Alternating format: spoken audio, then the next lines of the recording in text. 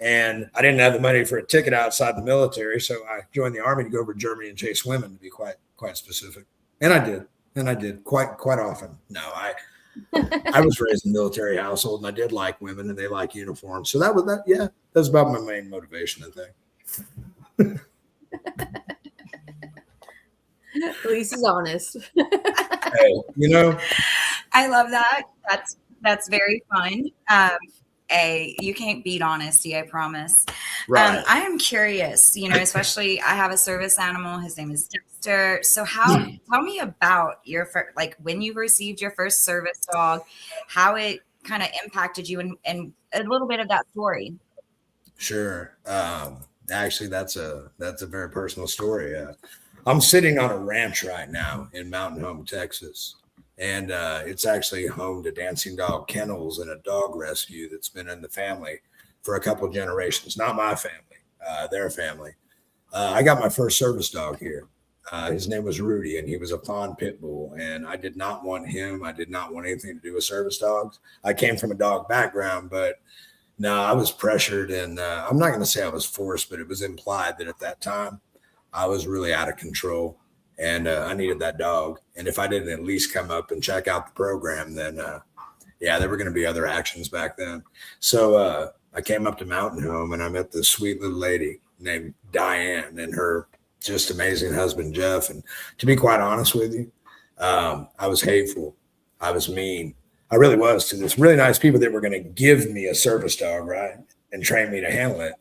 And I won't repeat on the show what I said to them that day, but it was pretty much give me the dog or I'm going to leave. I met my obligation. They gave me the dog. And a couple years later, after that dog changed my life and saved my life, I wanted to die. You got to understand. I did not want to be here. And well, I decided I was going to train service dogs. So they also gave me Crowley, the one everybody sees on the internet. And if y'all don't mind, I mean, it's pretty amazing, actually. Recently, back in November, Jeff unfortunately passed away of Alzheimer's and some other stuff. He's a very old man. And Diane is still here. And she pursued me for a while, but recently I accepted to take over the ranch and keep it in there, put it in a trust so it can never be broken up and preserve it. So it's really, it's a full, yeah, I'm having a hard time too. It's a full circle story. I mean, these people saved my life, and they didn't know it when they did it. But the things we've done with these grassroots, service dog organizations and everything we've done all these years, they had no idea. Honestly, I never told them until she saw me on the news in the crash. She had no idea what I was doing with service dogs because they're very humble, private people. So yeah, it's a God thing. I got asked to come back to the place where it saved my life. I never expected this, and this is going to be my home. This is where I'm going to stay forever. So, yeah. It's absolutely beautiful. And before we get too deep into your interview, I did want to play the video about a little bit about you. So we're going to go ahead and play that now. I shouldn't still be here after everything that came with it. Some things follow you home. They show up and it gets quiet. And there were years I didn't want to live. I just didn't want it to look like I quit. So I stayed moving, and I called it purpose, even when it was just survival. Then a dog showed up. Quiet, solid, always there. Something I could brace against when my head started running. And that turned into something bigger. Training dogs for people like me. For people carrying things they never said out loud. Then Billy Dayock, a man I never met, but now carry a piece of with me. And one night, everything broke again. A wreck, metal, blood. Thought I lost everything in that moment. But I didn't. And I quit trying to explain why. I just know I'm still here, and now I fight different in my head, in my body. This is mine. And I took control back. I dropped over 70 pounds, got my strength back, got my life back. So if you're carrying something mentally and physically, if you're barely holding it together, we're good. that means you're still in it. And if you're still in the fight, you're not done yet.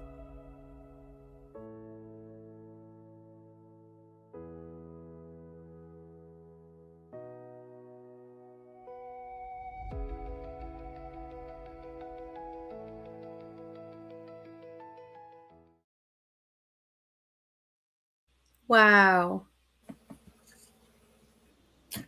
It's been a journey for sure.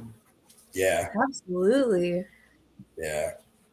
You know, it's still seeing those pictures of the crash. It's still just surreal what happened. So, And how long has it been since the crash? About a year? that was November 26, 24, around 5 p.m. Wow. So I've been, so that happened. And I mean, just for the people watching, what happened was, if you don't mind, we were coming back from New Jersey, and actually Lincoln was donated by the Dayock family in honor of Billy Dayock, a 28-year-old Army medic that took his own life. They wanted his name to never go away, and they didn't want his life to mean nothing or his death to mean nothing. So they had asked me to come to New Jersey and get Lincoln. Well, we were working in Georgia. We pay for these dogs historically by going into hurricanes or after hurricanes, and we're contractors, and that's why we weren't a nonprofit. We just decided we could finance it ourselves. And so that's what we did all those years. So we were in just above Valdosta in Hybrid State. We went up to New Jersey, got Lincoln. And there was a good part of this story, getting Lincoln, of course, me and the Dayock family. And we actually got to see Michelle Hoffman from NBC. They had done an episode of Veterans in Focus on us, and she won an Emmy Award. And of course, we're driving down the road, you know, like teenagers screaming and yelling to see ourselves up there. And we got back to Georgia, spent a couple of days, and made a last-minute decision to go home for Thanksgiving. And there was a little bit of ice, so we wanted to get the RV back to Texas. Well, we stopped outside of Lake Charles after we hit a bump and a tire sensor went off with our 40-foot RV and my Toyota Tundra. And we were 100 yards almost off of I-10 in an emergency area. And we were checking the tire, me and my buddy's son, Glenn, and the dogs were in the truck. And, we heard horns. And I looked over and something was coming. So, we just, look, a mobile home came off a semi-truck at 75 miles an hour. It steered through rush hour traffic, and they said it was like it was hunting something. It didn't hit anybody, and it came off I-10 in the exact spot we were, and it impacted right where we were squatted down, and it blew us back away. Of course, the mobile home 80-footer destroyed the camper, and the dogs were in the truck, and the Toyota came up, flipped back through the side of the mobile home. It blew us back towards the swamp, and we woke up. You know, I mean, we were only out, I would assume, a short time. It's okay, buddy. I'm all right. Sorry, he's alerting on me. And I'm okay, buddy. Oh, Lincoln. Yeah, he's a goofball. But, Glenn was passed out. I shook him awake. I was only thinking of the dogs, to be honest with you. I thought my dogs were dead. I thought Glenn was dead for a second, but he woke up, and we got to the truck and forced the door open. And I didn't even know it was a house that hit us. I thought it was a diesel. They had to tell me later. I was a little bit shocked, but we ripped the doors open and the dogs were alive. The airbags in that Toyota. Yeah, you ever want to drive a safe vehicle? I mean, that Toyota Tundra took a hit by a 75-mile-an-hour home, and they only had a couple little cuts on them. And people came, firefighters, ambulance. It was a rough day. We had done several states. That was our home. While we traveled with the dogs, and we lost quite a bit that day, but we didn't lose our lives. And something else we didn't lose before I left New Jersey. And sorry, I get a little bit. Stephanie Romeo, which is Billy Dayock's sister, that started this whole thing with Lincoln. She actually gave me this. She handed me this as I was going out the door. That's a piece of jewelry made of Billy, is what that is. And she said to keep it with her or with that pup anywhere it went. Well, I historically lose things. I mean, I found my phone in the freezer. I mean, I'm that guy. So, we got back from New Jersey. I was like, look, I'm gonna put this with my parents' wedding bands, a little box I kept beside my bed. And look, that all got destroyed. I mean, we got some things out of the crash, this and that, but they took my truck out in 6 dumpsters, from what I hear. And that charm was gone. We know where it was because I mean, I even told Glenn, look, you got to tell me when we get back to Texas where I put Billy. 2 days later, I was in a little motel outside. Got gathering myself, trying to figure out what I was going to do. And one of my family members actually dug through a set of blue jeans and pulled this out of a pocket. So, yeah, that's a real story. And Billy does not leave us ever. Yeah. So this whole thing, we spent 1.5 years, multiple surgeries, fused my spine through my neck, my lower back, rebuilt my right shoulder, put my bicep back on, worked on my wrist. I've got a bit of value now with all the titanium in me. So, you know, my value went up a little bit, but you know, I lost while this was all going on. I bet you set off the alerts in the airport too. Me too. Yeah, I might. You know, there's a running joke in my family. My daughter is actually tomorrow night, and I got to give my daughter a call out. She's starring as the witch in The Wizard of Oz in the Bernie High School production. But the ironic part is what happened to the witch in The Wizard of the Oz, y'all? Well, she got hit by a house, right? Yes. Right. God's got a sense of humor, but yeah, it's the running joke in the family is only the wicked witch. Me and Glenn got hit, but she died, so we win. Oh, That's not. that's an amazing story, and we're going to actually show the video in a little while as well. Can you please tell us a little bit about Billy Dayock and how Lincoln came to you, and why it was so important to your mission? You know, here's the thing. You know, we all like to say slogans, and I don't mean to insult anybody. 22 a day, which now we say 17 a day, right? The truth of the matter is this problem that we talk about, people taking their lives, of course, not just veterans, right? It's everybody. We just happen to be a huge demographic that's very easy to point at, right? The biggest problem is we don't understand the problem. And you know, we talk about treatments and they're all great. We talk about all these things we can do, but we do not talk about the problem and the things we simply don't talk about, right? So when I started writing about all this stuff, I made a decision that I was going to tell it all. You know, this wasn't going to be war stories or what happened at the chow hall or my buddy did this. No, we were going to talk about afterward, and we were going to talk about what really kills us, right?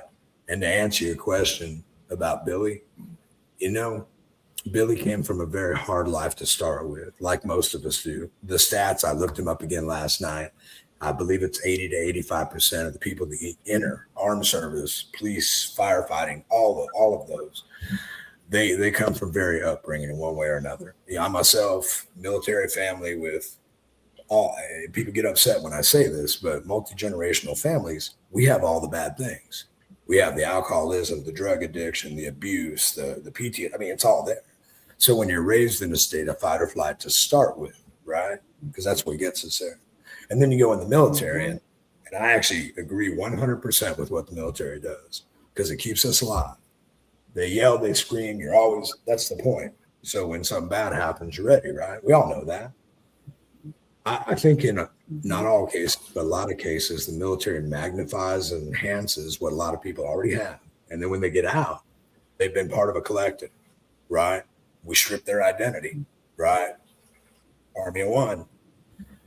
Then when we get out, you hear these statements. I feel alone in a crowd of 5,000 people. Well, of course you do, right? You're not used to that anymore, right? So Billy came home from the military. Billy was not a combat vet. He was not. He was a soldier, like many of us, right? He wasn't an Army Ranger. He wasn't a Navy SEAL. He was just a guy that loved dogs, loved his family, had a hard life. Military, went over to Korea, messed him up a little bit. He comes home. He was 2 days away from seeing the VA and get some help. Guys, head off. His mom comes home. I'll never forget this story. I'll never forget sitting in that room because the agreement was I could ask the Dayocks anything I wanted to, and they all showed up. I got to ask those people things you would never want to ask another human being. about what did you do? What happened?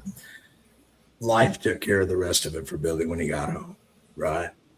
He hung around his family. He was surrounded by friends. Even with that, it wasn't enough. His mom comes home one day, and she comes to her kitchen table, and there's a chair missing. She walks out on their little farm in New Jersey and finds her son hanging in his favorite oak tree where he used to go for his quiet time. And that's how Billy Dayock took his own life. And I'm going to tell you something. That's a very common story. It's not even unique, is the thing. There's no Rambo story. There's no Purple Heart, right? There's just a kid that just didn't know what to do, and he was totally lost. And he finally had made that ultimate choice. And I think of Billy a lot because I see myself in Billy, and I've met thousands of other Billies, right? Men and women in and out of armed services. And so when Stephanie asked me to carry Billy's name, yeah. And then with what happened, yeah. So that's our mission, right? Guys like Billy, women like Billy, all of us. And I mean that when I say it's not just vets. You hear people say that a lot. But what I found is, I've been writing and talking to people all over the world for years. It blew my mind when I started getting messages from Korea and Australia, and New Zealand, and just on and on and on. And what I found was it didn't matter what religion you were. It didn't even matter if you were brought up in the Middle East in the Muslim religion or the Himalayas or wherever, America. Trauma is trauma is trauma is trauma. PTSD and these things, we label PTSD, CPTSD, all these things. At the end of the day, humans are not as unique as we think we are. We're really not. And the commonality between this trauma, it really could build a bridge to a lot of things for people, but we've got to start talking about it. We got to say the hard things. The most common messages I get in person, on the phone, and I take a lot of phone calls, especially late at night from people. I think I'm up to I do about 45 phone calls between 11 a.m. and 6 a.m. in the morning, 7 days a week is about what I get throughout the week. And a lot of it's from wives or moms or spouse or whoever. And they're like, I don't hate them anymore. Get it. I didn't understand. Right. So that's what we've all got to do. And that's really a long answer for your question is service dogs. Yeah, we want to give them to the world, right? I love dogs. Everybody loves dogs. But really the missions and the understanding of what all of us go through, especially the forgotten ones, right? And look, I respect the special forces. I work with some of those guys. We all work with some of those people at one time in the military. I wasn't anything special. And they are elite. And I love that they come out as our figureheads. In fact, I've got one coming to Texas soon to train me how to do veteran retreats on this ranch. I'm not going to say his name, but I promise y'all know who he is from SEAL Team 6, right? But all right. So I love those guys. But to be honest, I want to hear more from female veterans. I want to hear more from the specialist that was in the motor pool that's struggling now at home, right? Right. Those are the people that I want to get a hold of me. All of them, of course. But, and there's a lot of shame in that with people, especially with people that didn't deploy. I hear that too a lot. They don't want to talk or they don't want to get help or they feel undeserving because they weren't Rambo, right? Yeah. And so there's so much to this, and the VA is not the problem. The VA has got a 5-pound sack to put 30 million pounds in, right? They've never been supported, right? So, and of course, we all beat them in the head too, right? Just a little bit. A lot of it.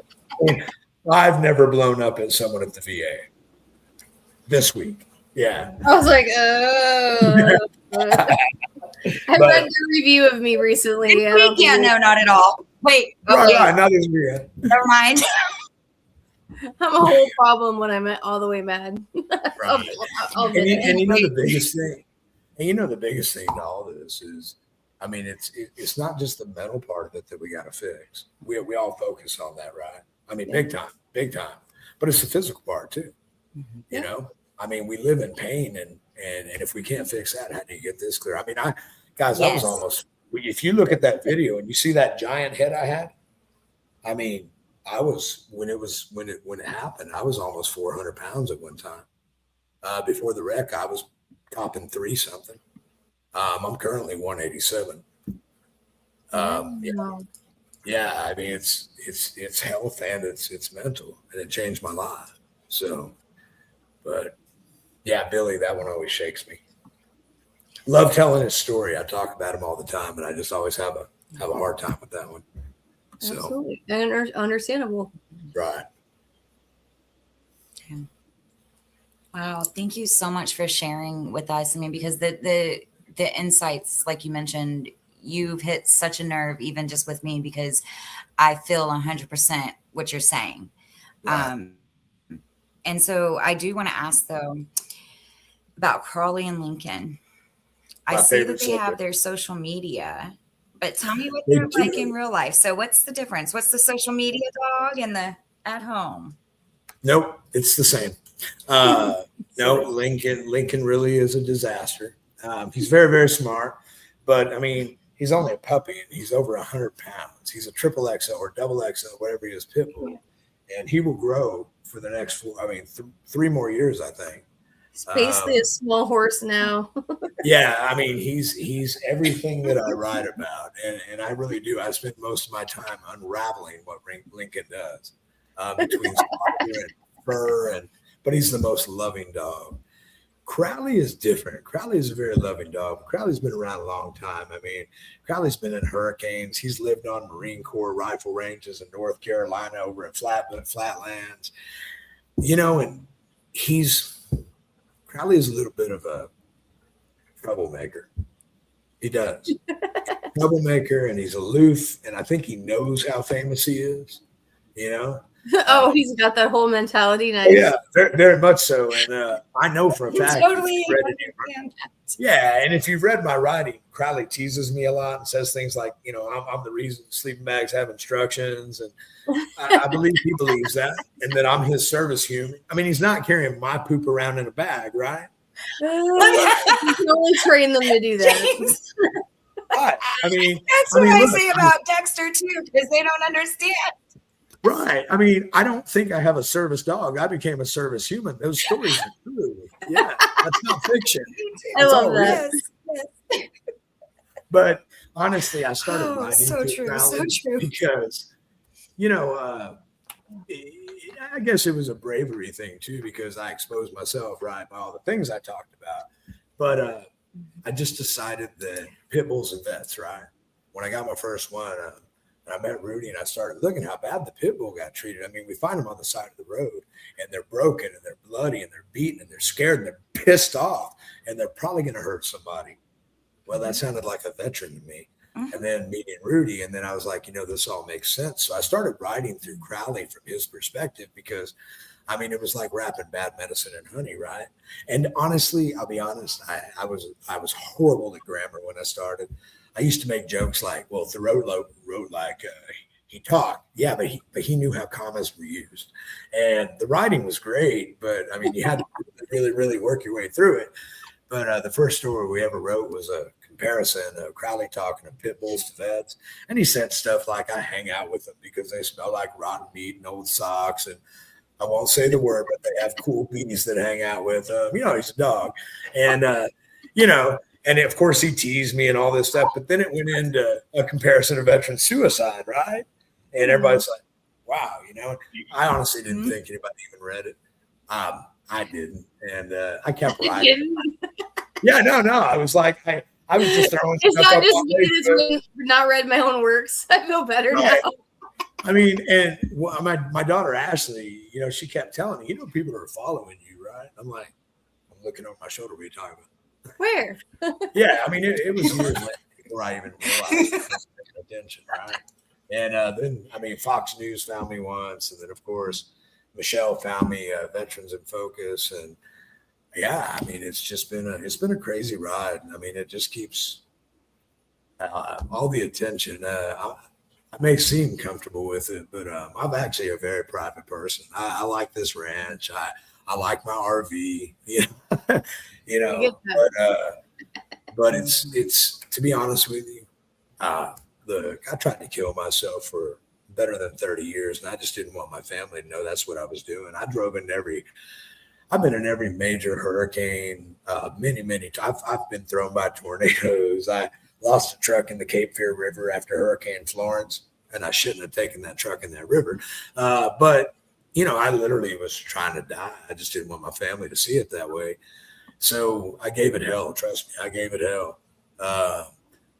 And when the wreck happened, that was one of the few times I was innocently minding my own business. And the way I look at it is God threw a house at me to get my attention. And he got it. He got it. I've been a person of faith for a long time. Failed in it many times too, like most people. Folded even on it a few times instead of just saying what I believe. But I will tell you this. Since the crash has happened, there's been so many things that I can't explain. Even Brandy and I actually ran into each other years ago, crossed paths with another veterans organization in Louisiana. You want to tell that story, Brandy, later? Yeah, let's tell that story. I was just thinking about it. I'm just saying, 2 Live Crew, prize fighting, Captain America dresses Wonder Woman. Yeah, oh, man. Brandy. So this is one of our stories in the Yes I'm the Veteran podcast's lore. This is well before Miss Amelia and Miss Pacifica came on board to get them off of any liability. But basically, after the mission and they came on our show because of the fact that I was at I'm trying to think politically. I was at another veteran podcast station. We'll call it Wiener Talk. Yeah, that's what we'll call it. And that's where I was. And I was Medic Maven. And, they had never had a professional fighter on their show before or on their network. And for me, I was quite used to it because I had interviewed UFC legends when I was at Veteran Radio Syndicate. And so Wiener Talk basically freaked out. They basically poached him while he was literally still on air with me. And they, insisted that they were somehow part of this giant fight card that Ricky Foles and After the Mission was holding in South Louisiana. And in Homa. This is Homa. This is on the bayous. Real the bayous. The roads go like this. And they bounce. Right. They actually swim swamp people right up in Lappaville, right up the road for this, right? Love that area. People are great. Yeah, I think I would go with people next time. Absolutely. It's definitely a chaperoned event. Yeah, I'm going to have to agree with you that. And so we were doing this event, and 2 Live Crew was doing the walkout for the main event, which was Ricky Foles and his opponent. And there was 3 veterans that were given their first MMA sanctioned fight, which is quite political to even get one singular fight. So to get on the board, it meant so much to so many veterans that were a part of this fight card. And the woman that was part of it, literally, she demolished her competition with her daughter. She did the walkout and everything. Well, 2 Live Crew didn't know this until today, and I guess I'll tell the story. So Mr. Mix is actually Air Force. And that's the reason why they allowed the interview, because basically what happened when I was announced Wiener Talk, they didn't like that I was being announced and they weren't there. And for me, it wasn't about me, right? I was off work. I wasn't interviewing. You know me, Amelia. I'll dress crazy when, it's not interview related. And, I'll be professional or we have fun. You get me. Yes. So that was not one of these times. Yes. So I was dressed like slutty Captain America. I'll admit it. I'll show pictures in a second. And so I wasn't supposed to do any interviews. I was supposed to just be in row 1 watching this amazing cage fight in Louisiana because my guests had invited me and I had invited other veterans as well. And unfortunately, that station, what they did was they pre-recorded a track looking for me. And so I embarrassed myself in front of 8,000 people because they were pretending to look for me. Brandy, where are you? Brandy. And I'm literally trying to find the source of the feed everywhere in the ring, right? And no one knows where it is. And they thought it was very funny. And I was very angry and upset. And I was having a panic attack because public humiliation is a trigger of mine. And the director of everything, Deanna Sheree from Bad Habits Organization, I'll give her shout out. She saw what had happened. She goes, "Oh no, not on my watch. This isn't happening." And she's like, "You're going to interview everybody." I was like, "I'm having a low-key panic attack. I don't think I can interview anybody." And yeah, no, I had to interview everybody. And so I interviewed 2 Live Crew, and I interviewed the boxing commissioner and the for the state of Louisiana and the fight coordinator as well. But he was at that fight, and it was funny because we were talking about it, and I was like, "Yeah, I was the one dressed up like slutty Captain America," and he immediately knew who I was. Oh yeah, yeah, So that was a crazy night. Ricky Folsey's a great guy. After the Mission was a good organization. I hate that they're not running hard anymore, but he's hurricane work, right? So Absolutely. I really respect that guy, and that was a great party too. Yeah. The after party was amazing. Yeah, Like that was amazing. and 2 Live Crew actually performed twice. The second performance, they donated all their post-show proceeds to homeless veterans in the state of Louisiana, which they had my absolute respect for doing something like that, because that was something he was trying to expand on himself. It was a little surreal at that age to see 2 Live Crew when we were there. Right? Like I was trying to behave. They were really good. Don't get me wrong. They were great. But yeah, it was weird seeing them at that age. Hearing them sing the songs they sang, and then I was like, I got to get into it. And then I knew my friend was the director recording everything, and I was like, no, I can't, because she's gonna get me. And yeah, like when I lost it when they hit Hoochie Mama the second time, I was like, oh, I gotta do it. But it's a small military, even outside of it. I think that's what I learned. And now we run into each other years later. So I know. I still can't get over to the fact that you knew exactly who I was when I said, yeah, that one burned in. But I was amused. Oh gosh. But really though, Randy, I can't wait to interview you one day. Oh yeah, she's got some stories. She knows. Poor Amelia. This is the good stuff though, right? Right.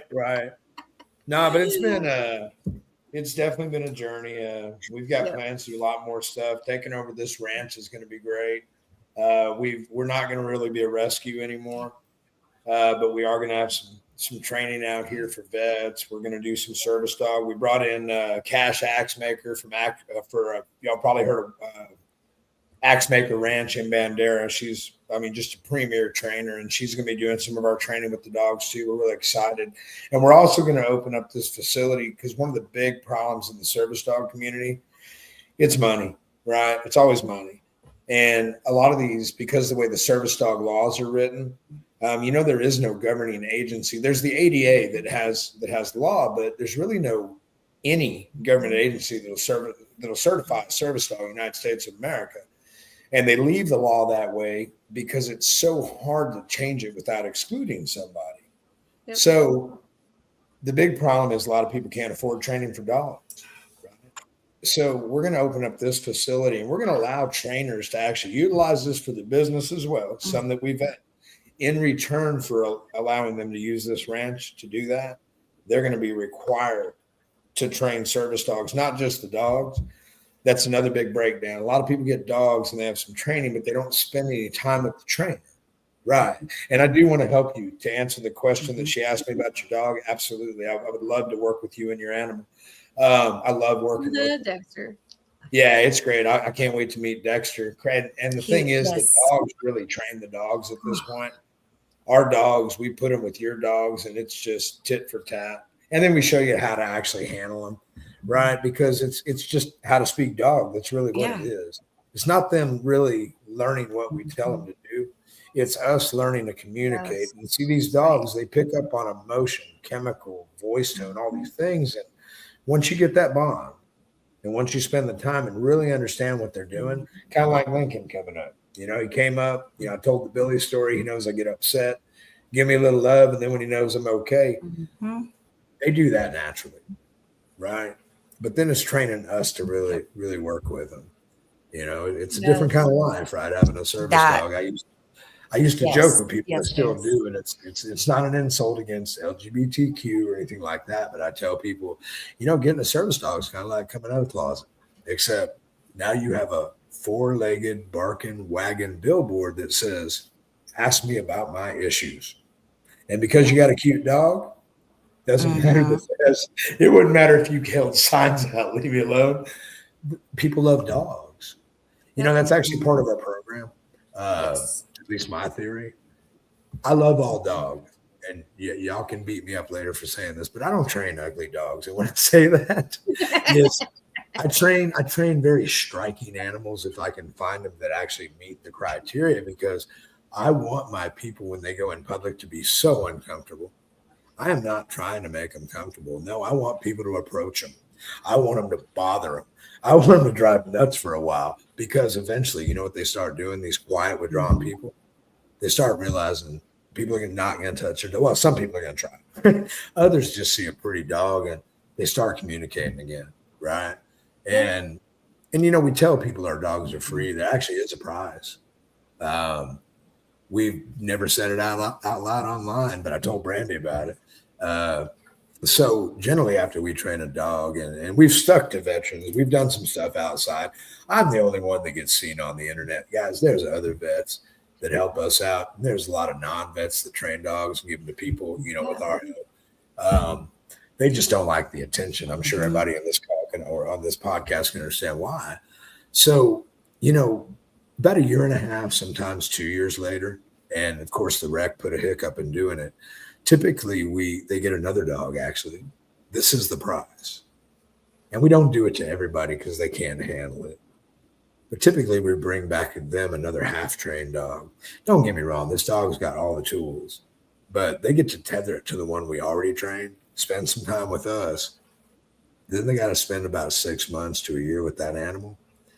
Then they got to find someone to tear their heart out and give that dog to. See, that's the thing. That's how we built this whole deal, right? Is empathy is one of the hardest things for the dark mind, right? It is. Vets, firefighters, heck, many people that have nothing to do with that kind of service. Empathy becomes hard for us because, to quote one of my Marine buddies, Eno Alamon, he lost a dog that I trained to him. It was a horrible accident after he'd already lost another service dog before a hurricane in his home. And I remember when he called me and he had to tell me that dog I loved so much that I'd given to him died. And it wasn't that long after he had her. And I said, I trained another dog. And I said, you're just so quiet. I mean, you okay? And he said, James, I've seen a lot of death, right? I've seen a lot of death.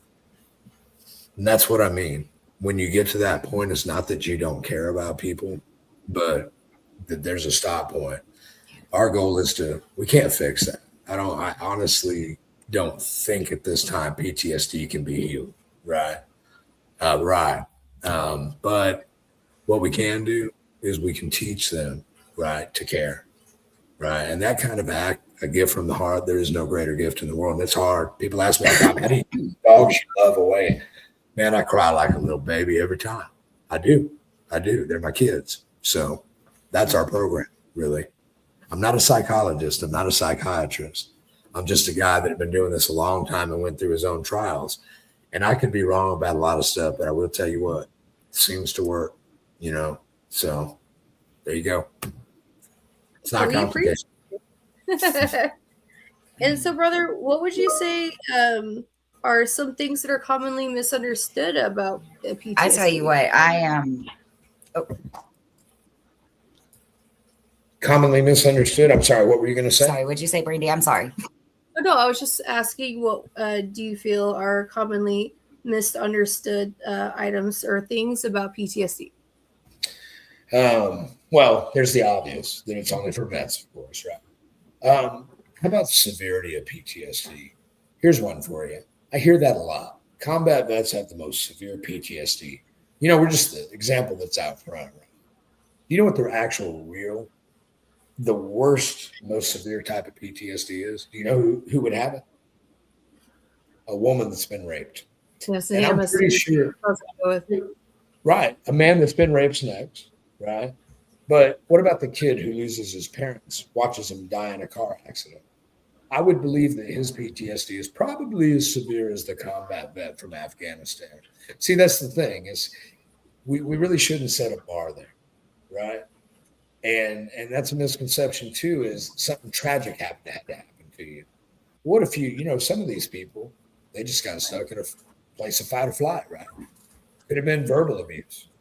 That's how sensitive, and everybody reacts to it differently. And the thing that we all used to laugh at the most and a lot of people are going to disagree with me. I don't care. The kid in basic training that loses, you know what, that breaks down. How about that one? How about the one we joke about all the time? Because I know I've done it, right? Now, I'm not going to say that everybody was being for real. I understand some people fake that stuff. But some people, especially what we talked about earlier, what they went to prior to that, right? And then they get into basic, and that happens, and they break down. Then we see them at the VA, and we're all a little bit mad because, rightly so in some ways, I understand that. I know how it feels.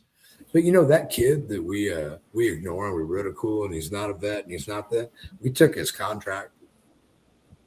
He passed all the tests, or she, and they're one of ours. And we're responsible for that too. The greatest thing this country makes is not a weapon, or not a truck, not a car, not a motorcycle. It is a weapon. It's a weapon that will kill without almost questioning it. We know how to arm it. It's necessary. I'm proud of our military. Matter of fact, if you ask me, train them harder. Keep them alive. I mean it. Drop back to the 50s. I mean, let's get real. I like Pete Hegseth and his theory behind that. Let's get back to military, although we got to be responsible with this because we do not know how to disarm these people when they come home. We don't. And, we have no real process still for it. Not that works. Anyway, that one. I think those are the big ones for me. Thank you. Yes, ma'am.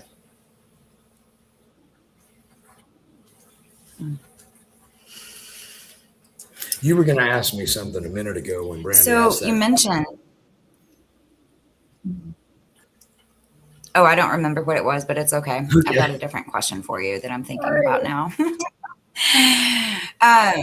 You mentioned the and James, I'm gonna have to connect with you. We're gonna have to have some chats because I can see so many different things that we got to chat about this. Absolutely. We need to chat, and I need some questions answered about Dexter too. I knew it. But what does Yes, you knew it. What are the requirements or qualifications needed for a service dog, and how is it different for an ESA versus a service dog? Because I know that given what we talked about earlier, there's not really big governance in that area. Right. There's ADA guidelines, but VA operates on different guidelines. That's a great question. This is one that a lot of people confuse. So service animals. Now, first of all, I got to laugh a little bit because I watch the news and I've seen everything called from an alligator at this point that I think went to a Mets game to chickens to the truth is the only two animals that can be a service animal are a dog, believe it or not, a miniature horse. Right. They use miniature horses. They're actually house trained. They use them with autistic children for all kinds of stuff. And I've interacted with a few of them. In some cases, they're just as smart or smarter than dogs. But those are the only two animals. Service animals are different than emotional support animals. Service animals are protected by federal guidelines. They can go anywhere the general public can go. And that means anywhere the general public can go. They cannot go in food preparation areas, nor can you in a restaurant, right? You don't have a food handler license. They can even go up in ICUs unless there's a reason they shouldn't. And there are reasons they shouldn't, depending on the ICU. They can be taken in ambulances unless they impede saving the person's life. They actually have to. Service dogs have all the rights.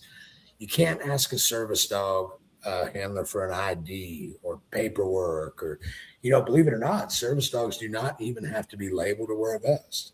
And in many cases, the ADA says you do not have to use a leash because it can cause a tripping hazard, although the animal has to be in total control. Of course, a lot of people know the questions, is it a service animal? What's the animal service? I mean, that's all true. Emotional support animals, and let me start off by saying something. Before I go into this, there's a lot of dogs out there that we think are fake dogs. And I really want people to understand that in many situations, the little purse dogs you see that drive me crazy, actually, a lot of times those could be a diabetic dog that need to be in the breathing area. They don't need that training, right? So they get confused a lot because of situations like that and because people abuse the service dog law. ESAs are a totally different story. One, they do not have all the rights of a service dog. They do require paperwork. You can ask. HIPAA protects them from saying why they have them. Okay. But it's just a totally different ball game. They can even be refused, even if they have all the things, they can still be refused at the door. That's the big difference right there, day and night. And emotional support animals, to be honest with you, they're very necessary in many situations, psychological, even physical recovery when they're just trying to get right and they need that support. I personally think that they should tighten up the ESU laws, because I think they promote a lot of abuse as well, right? I'll be honest. Look, if it came between my dogs and having a roof, I would straight up lie. I would. To get a house, absolutely. Oh, I'd lie all day about my dogs if they weren't service dogs, but I would never take them in public and bring them around in public where they could potentially harm someone or get harmed. Right? Untrained dogs, people that don't know how to handle them, they make it real hard for people like us. They do, and yeah. So that's a very hot topic you're talking about. So thank you for that. I have some more data I'll share with you. I've done some research. Sure. Hit us with it. Yes. Come on. You ready? I'll Go for it. you when we chat because I already it was a knowledge drop. From offline. I was ready. Got him ready for nothing.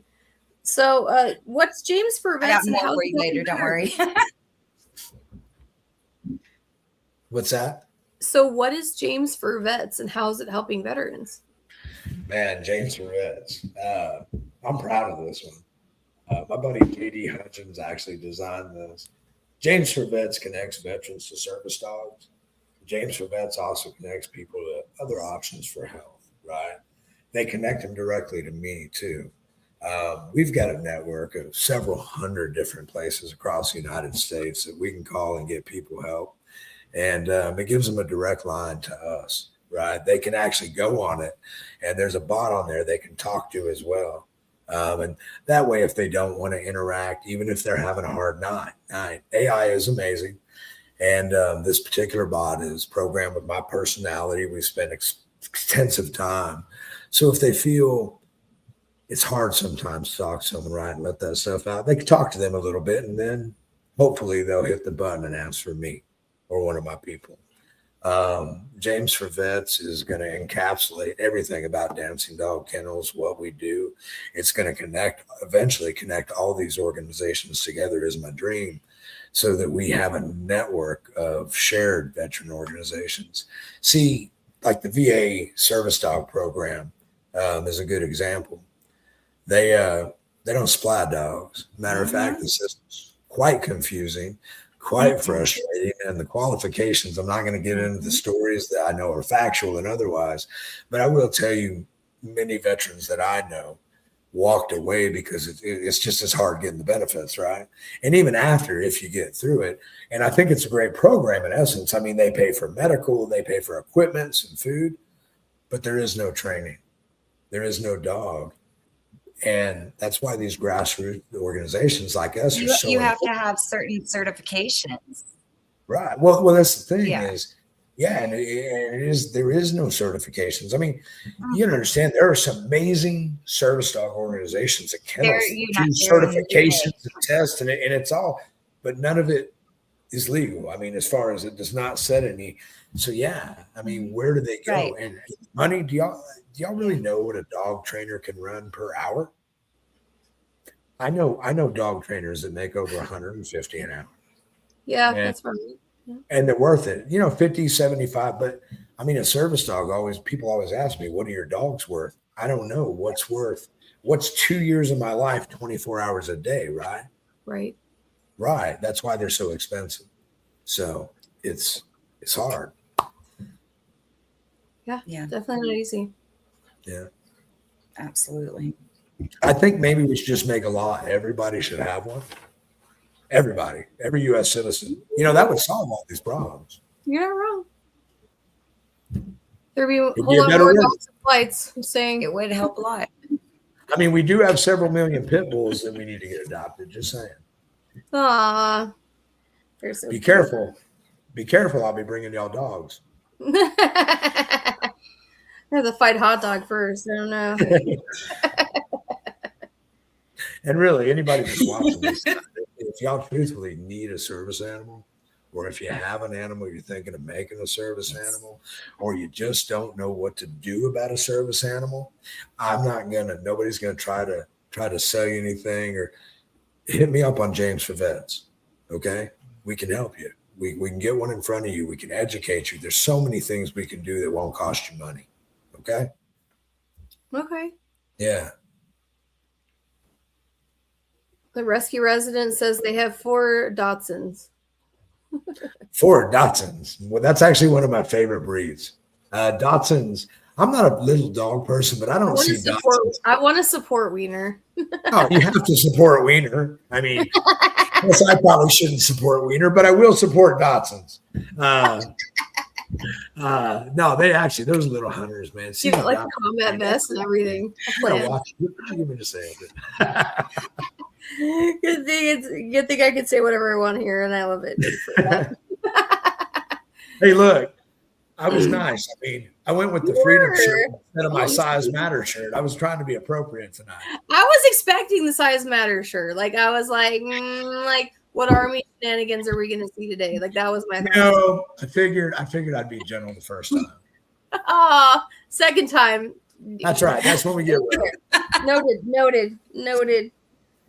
And so I'm going to go.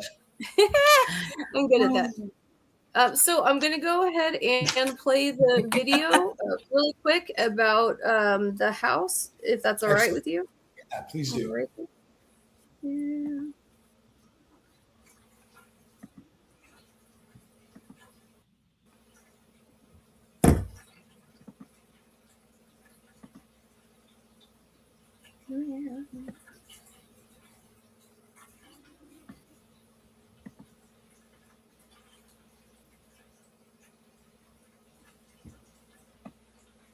But why is it?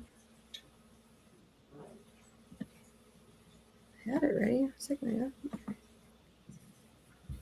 What's that?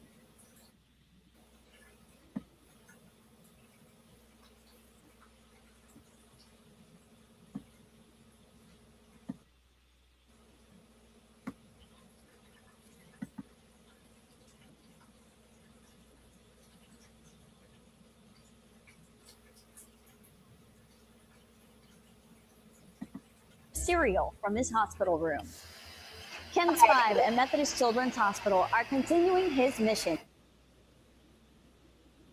Our other top story, a San Antonio veteran who trains and gives service dogs to other veterans for free now needs help of his own. A major crash destroyed his home and his truck. Ken's 5's Rania Kaur has his story and how the community can help. Next to his service dog Crowley and his service dog in training Link is where San Antonio veteran James Dickerson thrives. What we're doing in the veteran community, that's what's important. His successful Facebook page, Crowley Dickerson Through the Eyes of a Service Dog, has 2,500 followers. But Dickerson is most known for training service dogs and giving them to veterans for free. I mean, I've got everybody from New Zealand to Korea, that I communicate with, and everybody gets something out of it. Whether you're a veteran, I've never met a person who isn't broken in some way. But when coming back from a road trip on November 26th, Dickerson was checking on a flat tire near Lake Charles, Louisiana, when a mobile home crashed into his RV. The world just exploded. When we went down, we had the RV between us and I-10. When we got up, there was nothing between us and I-10. It came right over the top of us. The dogs inside the truck. To be honest, I thought my dogs were dead. They were cut up from the glass, pretty good and banged up. I'm sure the airbags deploying knocked them around a lot, but they were alive. Currently, Dickerson is staying in an Airbnb in Hondo. I've dealt with things of this nature. I mean, I've been a PTSD vet for a long time, and it really sucks to feel this way again. This intensity. There is a GoFundMe to try to help him get back on his feet. This time of year, he does roofing and construction work, helping people repair from hurricanes. That's how he's able to give the dogs to veterans for free. There's a lot of families literally that won't get covered up right now. I just can't work. So That's one of the hardest things for me right now. I feel like I'm letting everybody down. But Dickerson is trying to keep his spirits high and looking at what's next. What's come of all this is the realization that I really was hurt, and it matters, and we're making an impact, and it's time to let people through the door. And once again, there is a GoFundMe to help James Dickerson get back on his feet. That link is on our website, kens5.com. From the newsroom, Rania Kaur, Kens 5.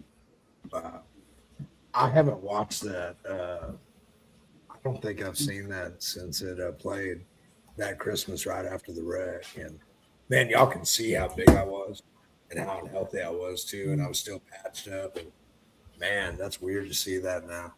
Oh, I was lost. I thought this mission was over. I'm honestly, I did. I thought it was done. I was ready to, after a year and a half of sitting in my RV healing, I'd pretty much given up. I actually called out to the VA towards the end of it. And I'm just now, my shoulder's still on the mend. But I actually went back into VA therapy because I was fine. 4 walls and RV. I had family, I had friends. But it was something I thought it was over. The people see it in that video where I was like, Well, you've come a long way since then.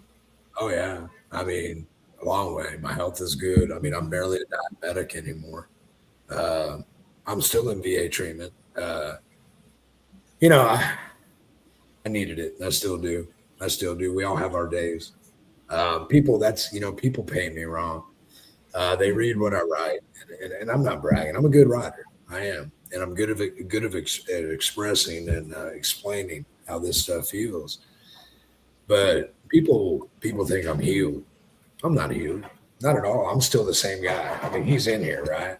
Mm-hmm. I've just learned to regulate, is what I've done, and to be honest, that's why I kept helping people all that time. It was selfish in many, many ways, because after I wasn't sure whether I wanted to die or not, because you do get there. It's like, man, maybe I can. Helping people, that was my medicine, right? Look, I tried all the big ones. I smoked half the marijuana in California. Probably Colorado too, giving it hell. And it was a fun time doing it. But no, it did not cure me.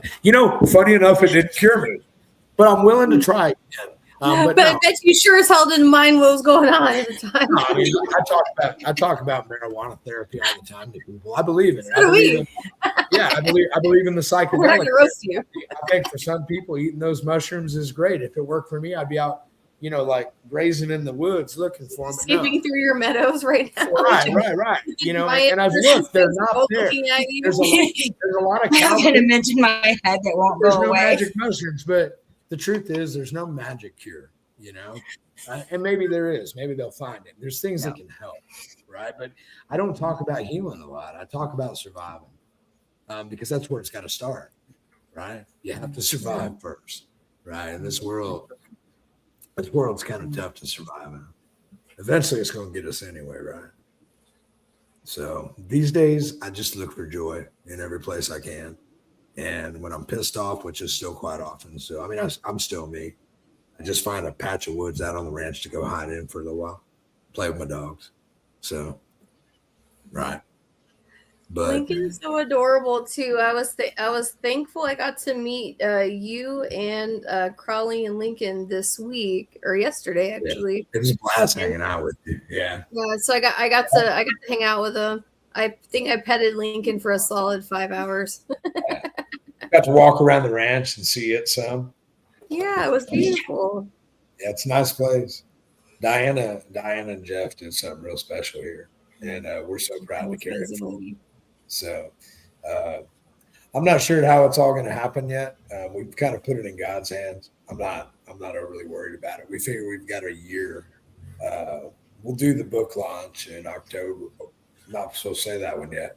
Sorry, Andy. So the book's coming out in October, apparently, since I already leaked it out. I was like, I didn't leak that. We've got about a year to get the ranch really back up on its feet before we can open it to vets. So he'll forgive me, But sorry, Andy. No, it'll be fine. But we've got big plans for this place. We really do, and we hope we make an impact. So That's amazing. yeah, if nothing else, we'll have a really pretty ranch to play on. There you go. Yeah, that goat was taller than me. I'm pretty sure about that. Like standing, not like on its hind legs. I don't know. Why is that goat so big, man? Like, so the story I got behind that is she found that goat. He just appeared after a storm. She knew nothing about goats, so she bottle fed it, and she has no idea how that goat. Guys, you got to see a picture of this goat. It's bigger. He than fed me. that goat buttermilk. I have questions. Yeah, it's back. It's like I've never seen a goat this big. That goat literally like was huge. Yeah. Easily almost twice this high as each of his dogs. Yeah, we have a lot of interesting. Big in my life. We have a lot of interesting animals out here. We have miniature cows that are not miniature. Yeah, they were supposed to be. Apparently, they were bought as miniature cows. Oh, and by the way, we do not. So you live on the funny farm. That's what you're telling me. Well, I bet they were miniature when you bought them. Yeah, we do not kill any animal of any kind. It's a rule of Miss Diane's on this ranch. So we're Texans, but they are named Laverne and Shirley. They are not miniature, and apparently they're my new pets forever. Oh yeah. Yep. You better start figuring out what their favorite. It's always good to have a Laverne and Shirley in your life. Yeah, I figured y'all enjoy that. Yeah, Laverne and Shirley. They're friendly. Show, yeah. Got a couple 35 or 30-year-old paint horses that just wander the place. They're beautiful too. Like they were just looking at me like, "Why are you here?" Like I was like, we don't ride them; they just kind of hang out. You know, they do their thing. All the animals here, they just. This is like Diane's like the female Dr. Doolittle. I kid you not. I believe that. Oh yeah. Oh, I love that. I love that. See, and James, I just want to remind you, your impact is huge because we're getting so many notes tonight about the impact that you've already had. Yeah. So absolutely. Just continue to keep up the work. Continue to keep it up because you're doing important and huge things. Thank you. Very. I appreciate it. Thank you, brother. Thank you. And brother, what did the wreck change for you personally? Wreck changed everything for me. It changed my direction. It changed my mentality.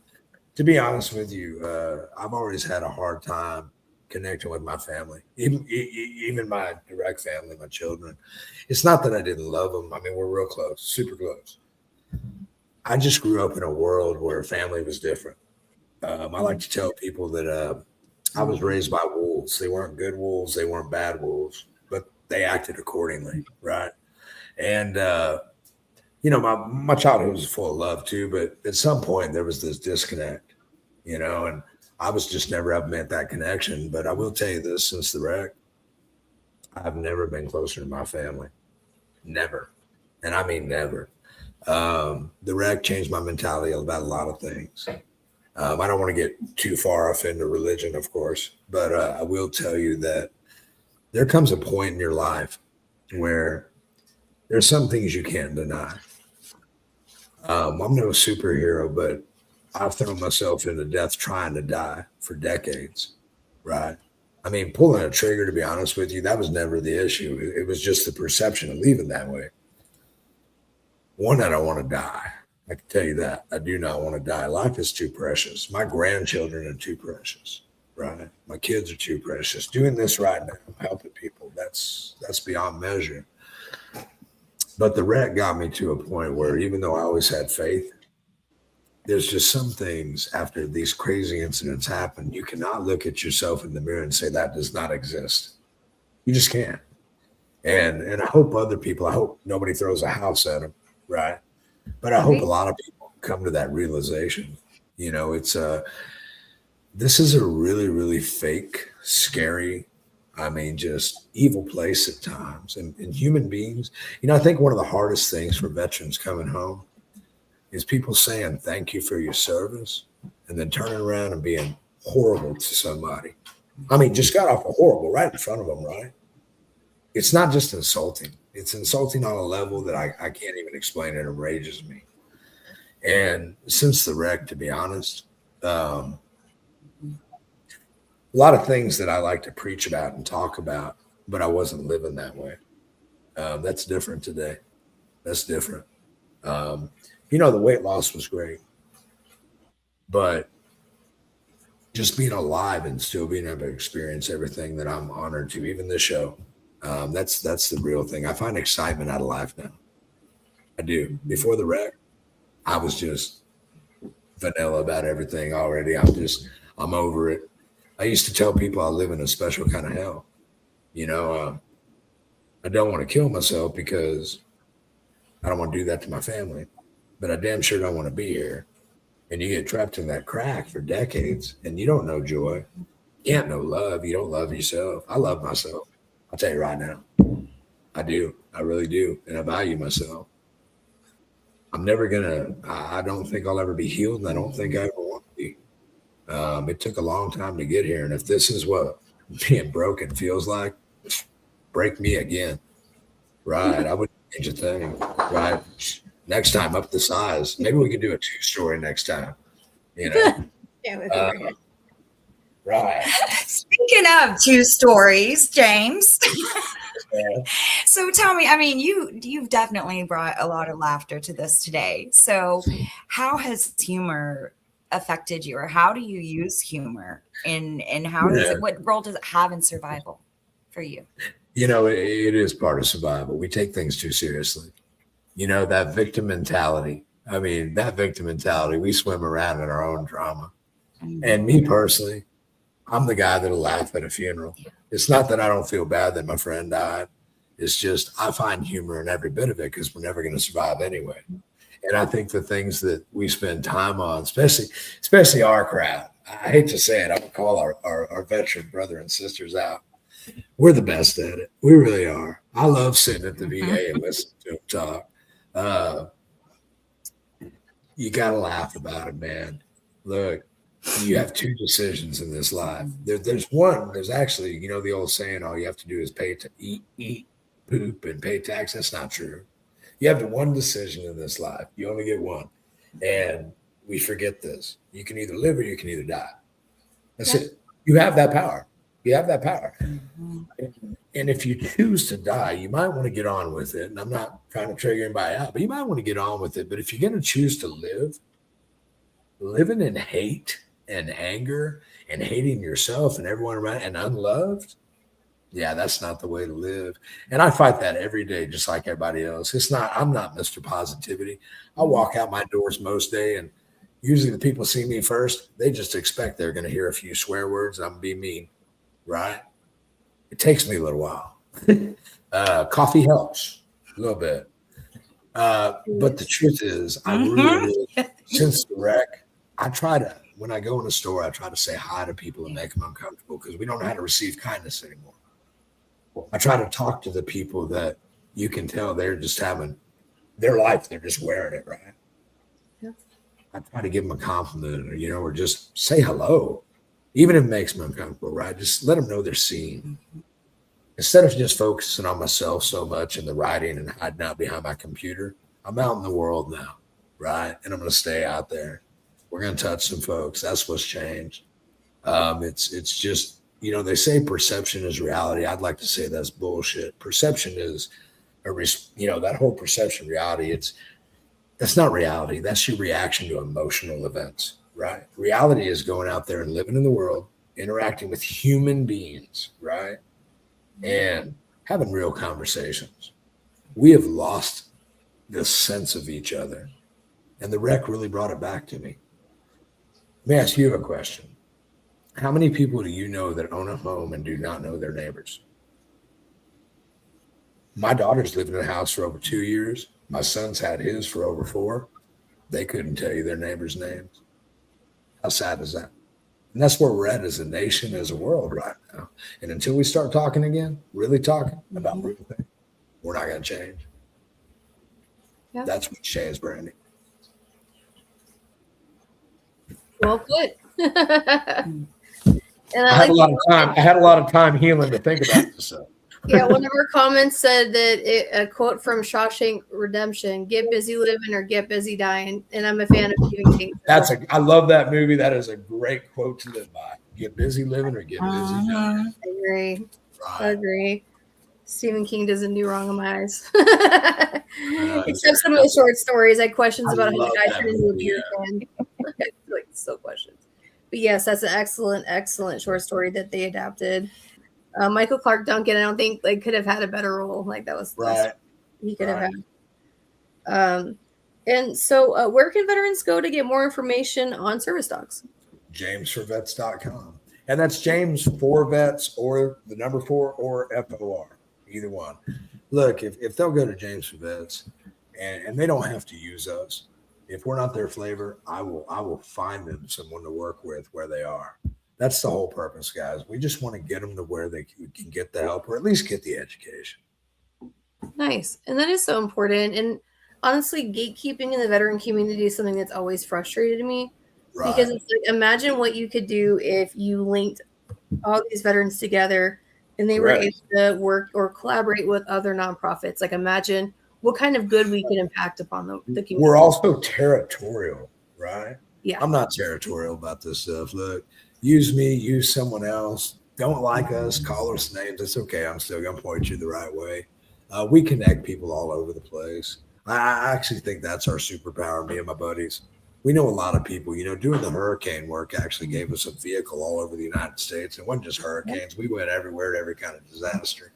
And we built a network. It's like Another Chance Rescue, Rockport Fulton, amazing organization. They send dogs all over the United States. And I could go on and on and on and on and on.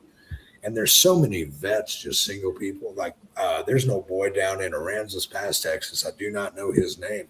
He just opened up a one-man facility. He's training service dogs and giving them away. Oh, yeah. I mean, yeah, and it's these people we need to connect and support. I mean, he's a one-man. How many resources can he really have? Right? Absolutely. Not even that. The grassroots resources tend to be the most like true to their mission, I found. Absolutely. I'm not saying that all, are that way, but in my experience, that's why I like to work with newer organizations that maybe don't have some of the issues that I've seen in others. I like to be more direct than you. It's the same reason we didn't take money. We knew if money got involved, somebody was going to steal. Somebody was going to misuse it. See, I can say that part. Yeah, you said that part. Yeah. Exactly what I was thinking. Yeah, it's the same reason. It's one of the big reasons that, and I'm not going to say this was the best thing. We've learned to open the door for people's help now, right? We've learned to let people in, and this is new for me, and it's hard to let people into my baby. But really, y'all know how vets are. Everybody's like, why didn't y'all do this? 501c3. We honestly didn't want the rest of you messing up our fun. We didn't want to follow rules. We didn't want all those hiccups. And if we knew we didn't involve money, well, we eliminated the problem. So and that's why we never did it. Right. Yeah. It's changed today. We can't keep going unless we become, we got to grow up to be adults, I guess. I guess. I struggle with that. I don't want to mature anymore. I really don't. That's the problem with the people that are in business with me and that even help me with this, the team, all my social media and everything we're doing. They literally know that I am so immature and I'm a child. And I literally tell them, well, that's your job. Don't even ask me to do that. I'm just going to do me. Right. I don't like it. And this is my anymore. Yeah. Well, yeah, Jenny was saying that she commented that she knows all of her neighbors within 80 acres. I live on 40 and I only know the neighbors that their dogs keep peeing on my back tires. Right. Can you please have your Labrador stop urinating on my tires? Maybe. Pictures. Anyways, I try to be polite with my neighbors, but yeah, I'm still fairly new to the area. But it is time for a knowledge drop.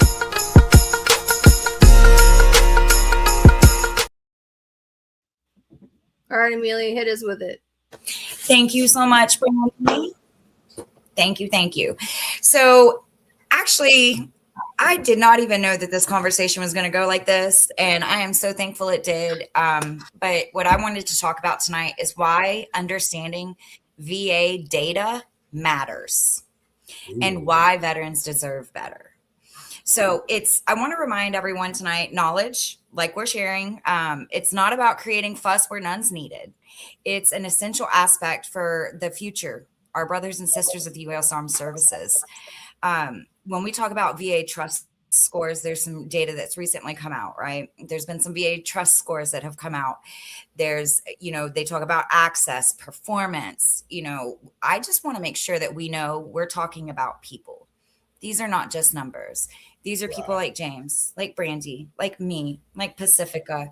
It's your mother, your father, your aunt, your uncle, your brother, your sister, your cousin, your family, friends, all of us, loved ones. But the truth is this: most veterans in this country never show up in the VA's data. I'm going to hit you with some facts. Through the VA National Survey of Veterans in 2024, along with the Texas Veterans Commission Outreach Reports 23-25, it has been found that about 35% of veterans are enrolled in healthcare. And in Texas, just to put that into perspective for you, oh my goodness, Dexter loves the rub, sorry. Just to put it in perspective for you, in Texas, that's a very similar situation. So we have about 1.5 million veterans in the state of Texas. Do you want to guess how many actually utilize the VA services? 250,000. 33% approximately. Wow. It's actually 500,000. Wow. It's 33% roughly. Not nearly enough. 66% do not use VA benefits. And considering Texas, especially San Antonio, is like the military medical hub. Yeah. Wow, that number really shocks me. Yeah. Right. Wow. Yes. So that's why I love the data, right? So I'm not just pulling this just because this is really important, but that's the key thing there, is that the majority of veterans are invisible in the very systems that are meant to serve us. Right. And if we're not continuing to take part in interacting and making it better for the future, it's not going to be better like it was made for us. And so the number one reason, though, across nation and Texas that veterans don't apply for benefits is because they say that they did not know they were eligible. Yep. With that, that's not a veteran failure. That's a system designed failure. Okay. Yes. There's a lot of silos. There's a lot of different stuff. And so I'm just going to share with you, before I even knew I'd be doing the peer work that I do today, I spent years studying statistics. I did advanced stats. I did research methodology under Dr. Brian Porter. He's one of my favorite professors that I ever worked with. I was able to help collect data for his research with the Commonwealth of Virginia. So the experience really taught me some foundational items. Data, it can tell the truth, or it can tell a story. Yeah.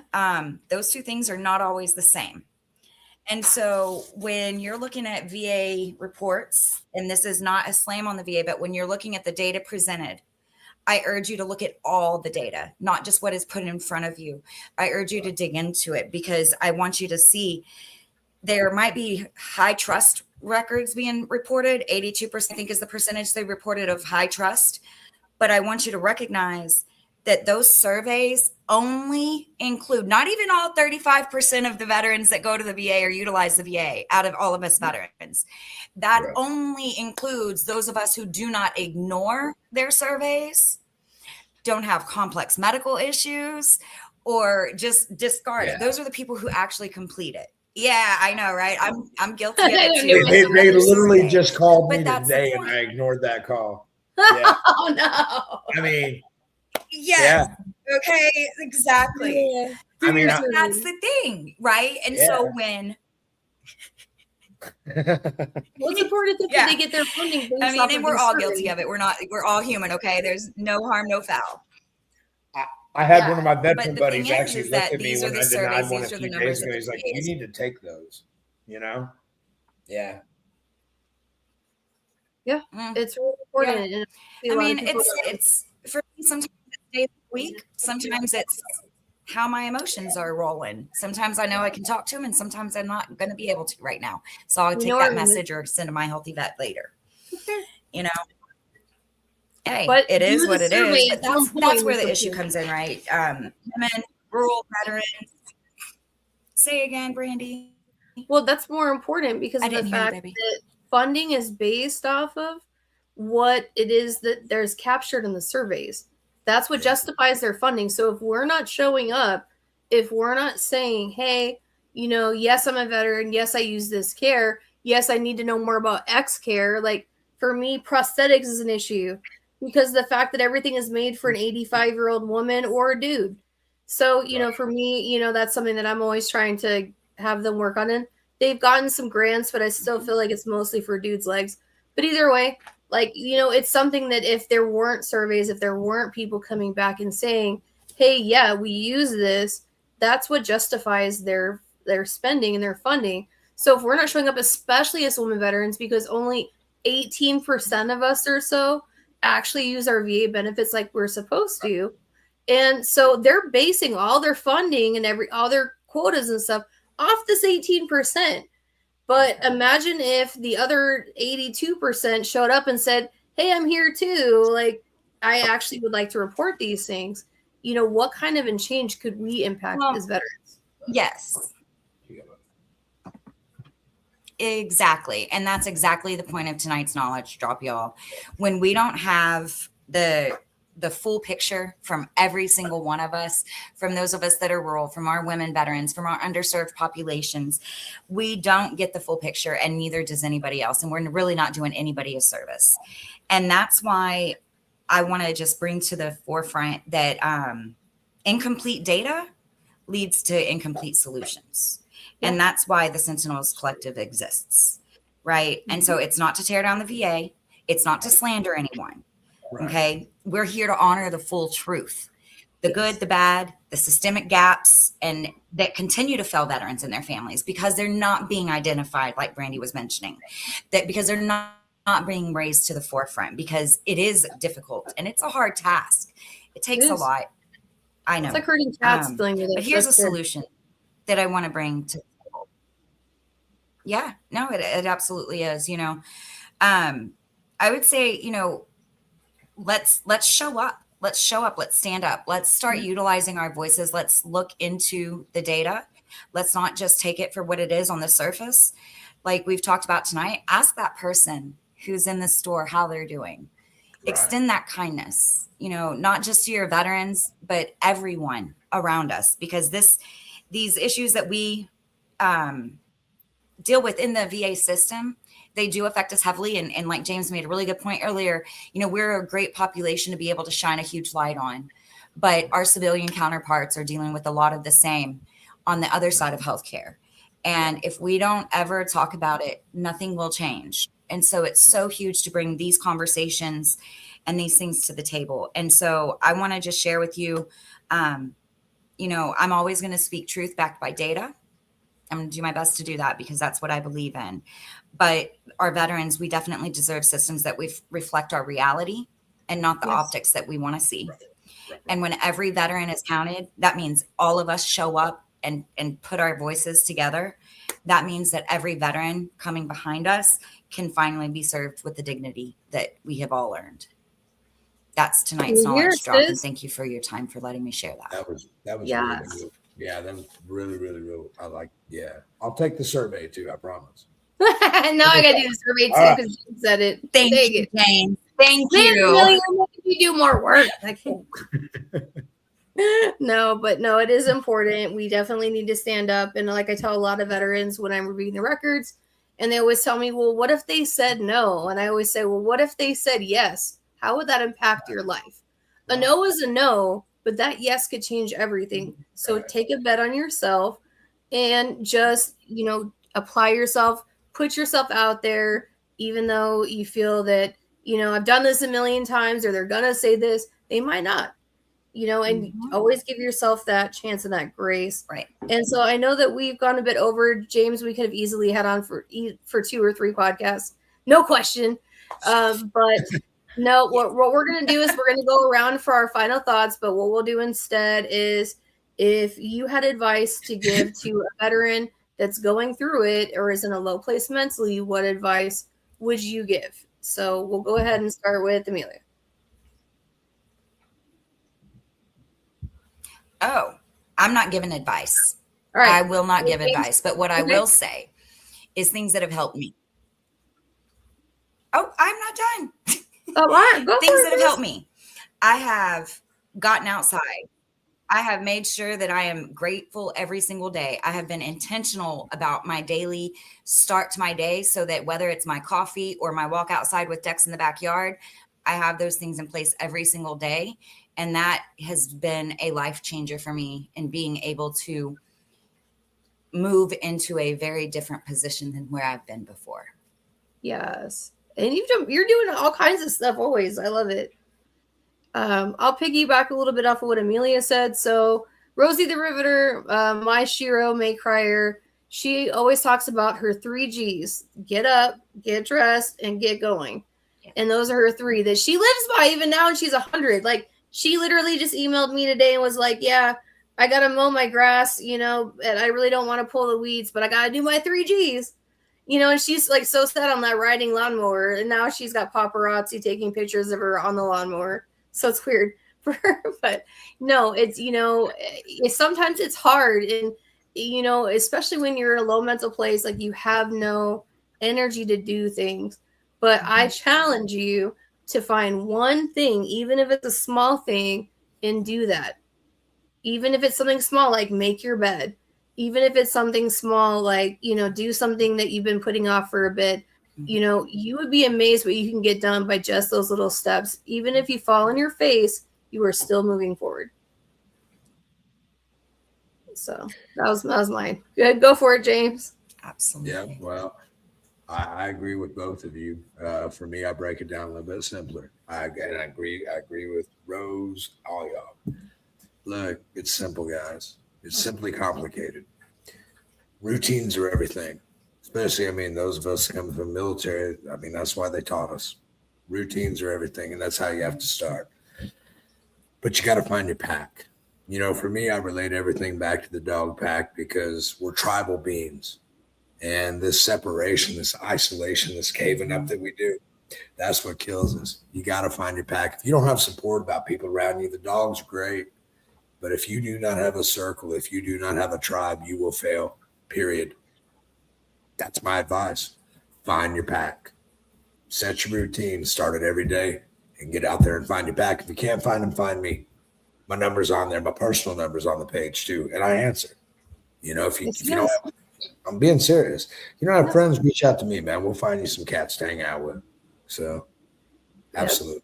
It's okay to be weird. So are we all. At least me. I don't know if I was telling Brandy I said, look, we're all someone that hadn't been broken. I don't think we'd get along. Be weird. Be stupid. I am. Exactly. Yeah, I'm with you. Yeah.